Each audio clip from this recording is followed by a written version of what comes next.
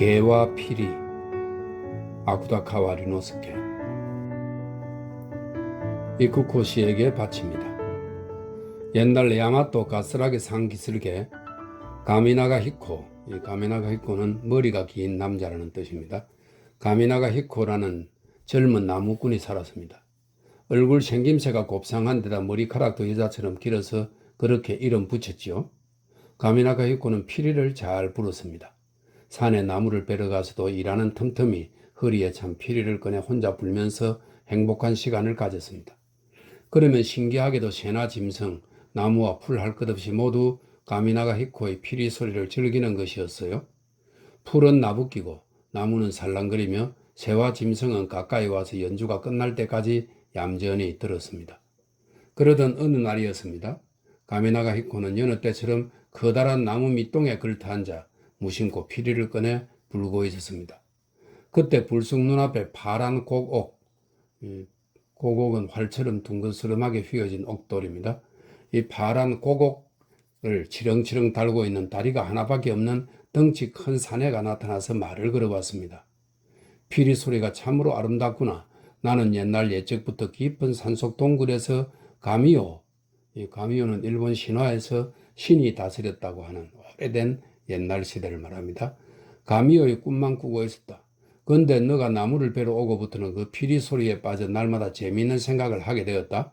그래서 오늘 고맙다는 말을 하려고 여기까지 일부러 찾아왔다. 자, 무엇이든 소원을 말해보거라. 가미나가 히코는 잠시 생각한 다음 대답했습니다. 저는 개를 좋아합니다. 그럼 개 한 마리를 주십시오. 그러자 덩치 큰 사내는 끌끌 웃으며 다시 말했습니다. 고작 개를 한 마리 달라니 너도 어지간히 욕심이 없는 사내로다. 너의 마음에 다시금 탐복했다. 내가 너에게 세상 어디에도 없는 신비스러운 개를 주겠다. 나는 가스라기 산에 사는 외다리 신이다. 그러고 나서 소리 높여 휘파람을 불자 숲속에서 흰 개 한 마리가 낙엽을 헤치며 힘차게 뛰어나왔습니다. 외다리 신은 흰 개를 가리키며 이름은 킁킁이다. 아무리 멀리 있어도 냄새를 맡을 수 있는 영리한 개다. 나 대신에 잘 보살펴 주거라. 그리고 호련히 안개 속으로 사라지면서 자취를 감추었습니다. 가미나가 히코는 날아갈 듯 기쁜 마음으로 흰 개와 함께 마을로 돌아왔습니다. 다음날 또 산에 가서 무심코 피리를 꺼내 불고 있는데 이번에는 까만 고국을 목에 건 손이 하나밖에 없는 덩치 큰 사내가 어디선가 나타나 말을 걸었습니다. 어제 우리 형인 외다리 신이 너에게 개를 주었다고 들었다. 나도 오늘 고맙다는 말을 하러 왔다. 갖고 싶은 게 있으면 편하게 말해보아라. 나는 가스라기 산의 외파리 산이다. 신이다. 나무꾼이 킁킁이에게 버금가는 개를 갖고 싶다고 대답하자 외파리 신은 바로 휘파람을 불어 검은 개 한 마리를 불러냈습니다. 이 개의 이름은 홀홀이다. 누구나 등에 올라타기만 하면 백리든 천리든 홀홀 하늘을 날아갈 수 있다. 내일은 내 동생이 너에게 또 선물을 주러 올 것이다. 다음 날에는 피리를 채 불기도 전에 빨간 고곡으로 치장한 눈이 하나밖에 없는 덩치 큰 사내가 바람처럼 휙 하늘에서 내려왔습니다. 나는 가스라기 산의 외눈박이 신이다. 형들이 너에게 선물을 했다고 들었다. 나도 킁킁이나 홀루리에게 뒤지지 않는 훌륭한 개를 주겠다. 말이 채 떨어지기 무섭게 휘파람 소리는 이미 온 숲속에 울려 퍼졌습니다. 그러자 점박이 개 한 마리가 날카로운 엄니를 드러내며 쏜살같이 달려나왔습니다. 이 개 이름은 덥석이다. 아무리 사납고 무서운 귀신이라도 덥석이에게 한번 물리면 그 자리에서 죽는다. 우리 형제들이 준 개는 너가 아무리 멀리 있더라도 피리를 불기만 하면 반드시 너에게 돌아오지만 피리를 불지 않으면 오지 않을 것이다. 그 점을 꼭 명심해라. 외눈박이 씨는 다시 숲속의 나무잎을 출렁이며 바람처럼 하늘로 날아 올라갔습니다. 그로부터 너드대세 지난 어느 날이었습니다.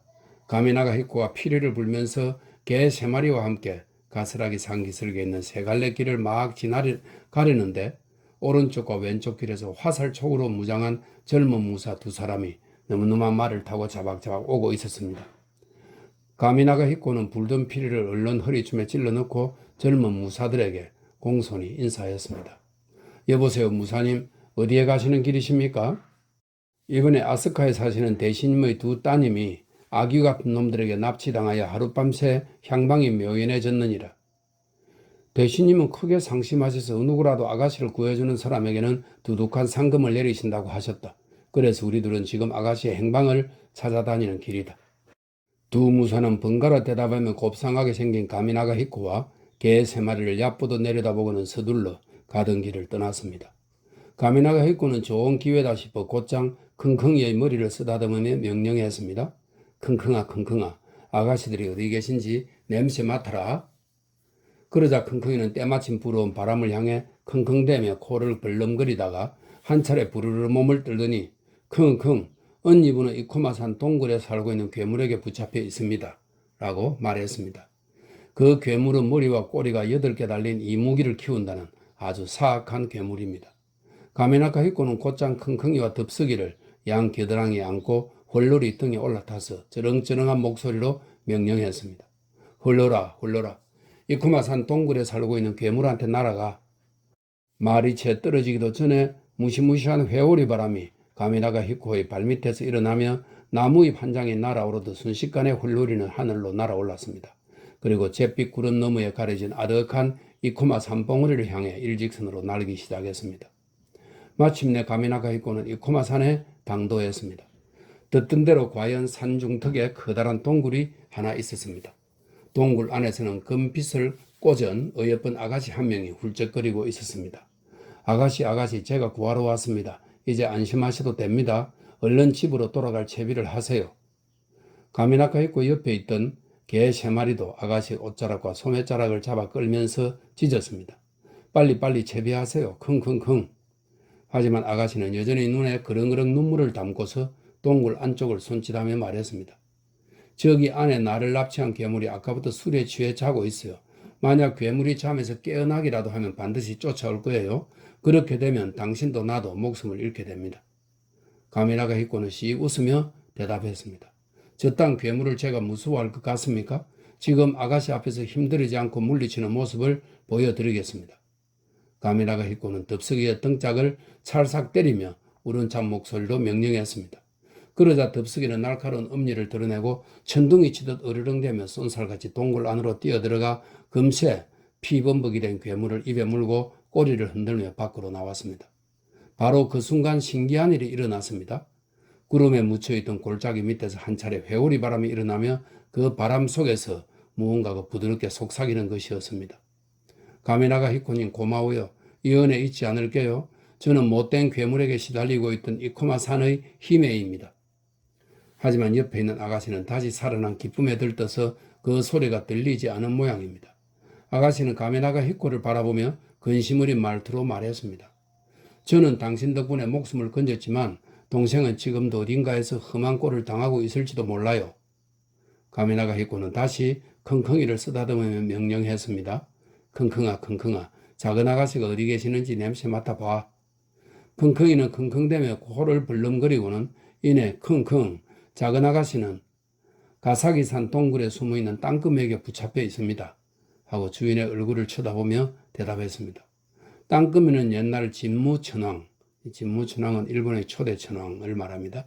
진무천왕이 정벌한 적이 있는 간사하고 사악한 난쟁이입니다. 가미나카 히코는 다시 개 2마리를 겨드랑이에 끼고 아가씨와 함께 홀로리 등에 올라타며 명령했습니다. 홀로라. 가사기산 동굴에 살고 있는 땅거미가 사는 곳으로 날아가. 홀로리는 눈 깜짝할 사이에 하늘로 날아올라 기다랗게 깔린 잿빛 구름 사이에 치솟은 가사기산으로 화살보다 빨리 날아갔습니다. 가미나가 히코 일행이 가사기산에 당도하자 아주 간사한 꾀쟁이 땅거미는 반갑다는 듯 일부러 생글거리며 동굴 앞까지 마중 나와서 아이고 가미나가 히코님 이렇게 먼 곳에 오시느라 고생 많이 하셨습니다. 자 이쪽으로 들어오십시오. 별로 차린 것은 없습니다만 어서 와서 사슴 생간이나 어미곰 뱃속에서 꺼낸 새끼곰이라도 잡수십시오. 하고 알랑거렸습니다. 가미나가 히코는 단호히 고개를 저으며 아니다. 나는 니놈이 납치한 아가씨를 찾으러 왔다. 어서 아가씨를 모시고 나오너라. 그렇지 않으면 이 코마산의 괴물처럼 너도 죽여버릴 테다. 라고 얼음장 놓으며 소리쳤습니다. 땅거미는 바싹 몸을 움츠리며 말했습니다. 아이고 당연히 돌려드리고 말고요. 감히 제가 누구 앞이라고 말을 안 듣겠습니까? 아가씨는 동굴 안에 혼자 잘 계십니다. 얼른 들어가셔서 모시고 나오십시오. 가미나카 히코는 일행을 데리고 동굴 안으로 들어갔습니다. 역시나 여기에도 은빛을 꽂은 귀여운 아가씨가 구슬피 흐느끼고 있었습니다. 갑작스런 인기척에 놀란 아가씨가 가미나카 히코 일행이 서 있는 쪽으로 고개를 돌렸습니다. 한눈에 언니 얼굴을 알아보고는 언니, 얘야. 동시에 자매는 서로 달려나와 부둥켜 안으며 기쁨의 눈물을 흘렸습니다. 옆에서 지켜보던 나무꾼도 덩달아 눈물을 흘렸습니다. 그때 벼랑간 개 3마리가 털을 곤두세우며 미친 듯이 짖어대기 시작했습니다. 킁킁 땅금이 나쁜 놈아, 못된 놈아 킁킁, 킁킁킁 두고 봐라 킁킁킁. 개들이 짖는 소리에 화들짝 놀라 뒤돌아보니 교활한 땅금이 놈이 그새 커다란 바위로 한 채의 빈틈도 없이 바깥쪽에서 동굴 입구를 꽉 막아버렸습니다. 땅금이는 동굴 너머에서 손뼉을 치며 깔깔대고 말했습니다.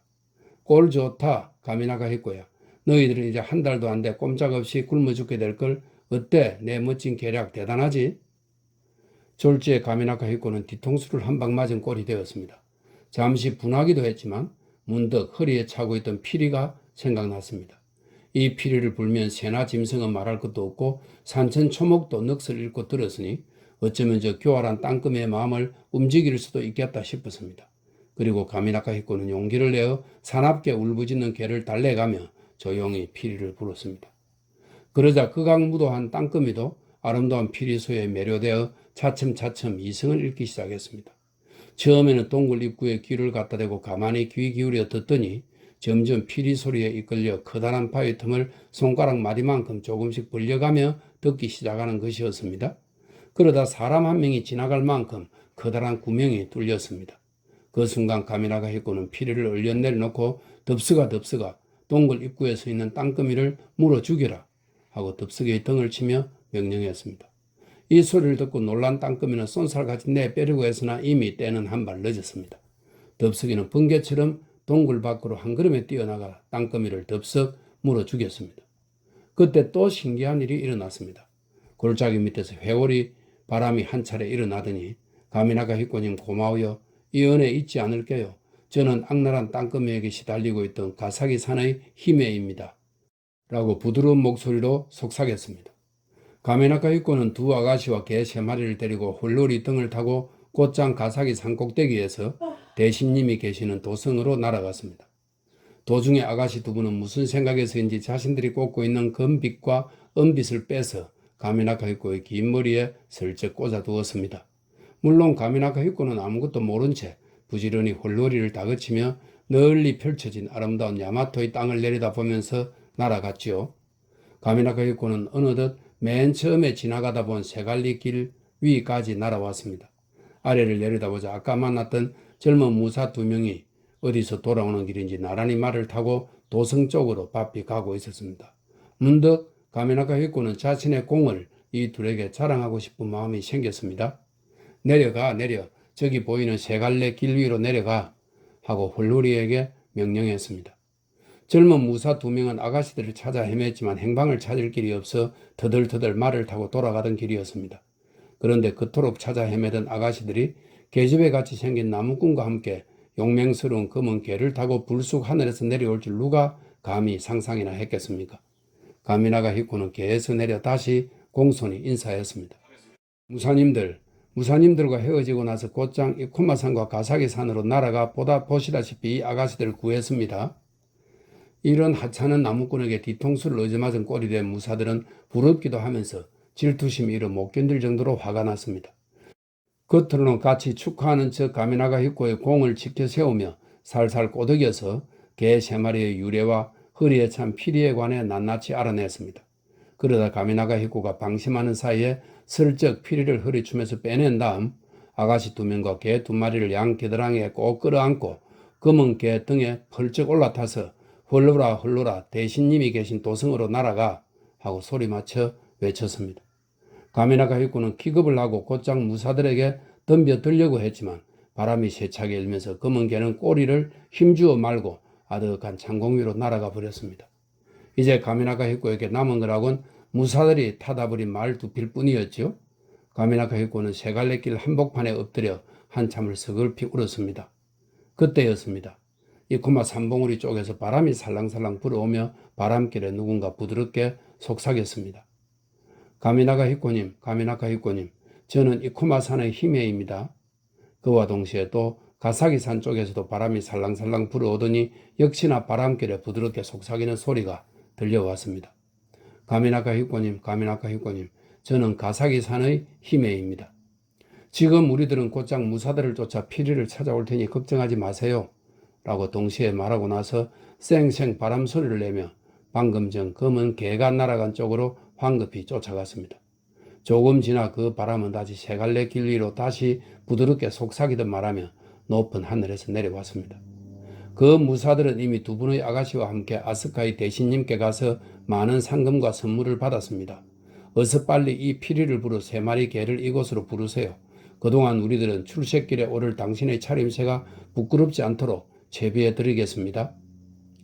두 희미의 말이 채 떨어지기 무섭게 애지중지하던 피리와 늠름한 장수에게 어울릴 법한 금으로 만든 갑옷이며 은으로 만든 투구, 공작 깃털이 달린 화살, 향나무 활 등이 마치 비나 눈이 내리듯 눈부신 햇살에 반짝이며 후드득 후드득 눈앞에 떨어졌습니다.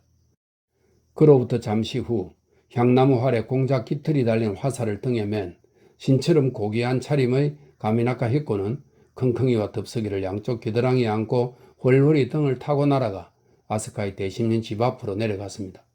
젊은 무사들이 하늘에서 내려오는 가미나카 히코의 모습을 보고 얼마나 혼비백산했을지 가히 짐작이 가고도 남겠지요. 대신님 또한 이 신비스러운 광경에 놀라서 잠시 꿈을 꾸듯 가미나카 히코의 늠름한 모습을 넋놓고 바라보았습니다. 가미나카 히코는 먼저 투구를 벗고 공손히 대신님께 인사했습니다. 저는 이 나라 가스라기 상기슭에 사는 가미나카 히코라고 아뢰입니다. 두 분의 아가씨를 구해드린 사람은 접니다.